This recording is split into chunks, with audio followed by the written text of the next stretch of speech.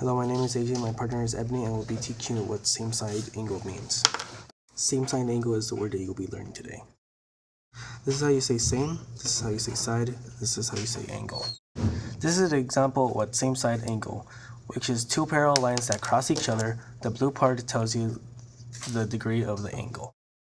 Same-side interior angles are two angles that are on the same side of the transversal and the interior of two lines. Same-side interior angles theorem.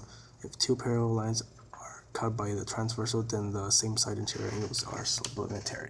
We'll be teaching you what each word means and how to break it down. Same. The word same means not different. This is an example of what same is. We use identical twins that look the same. The word side means a position to the left or right of an object, place, or central.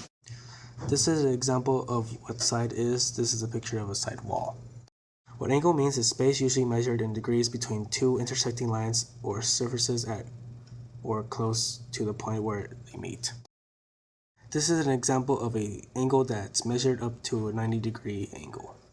This is another example of same-side angles, how they look the same and measured the different degrees.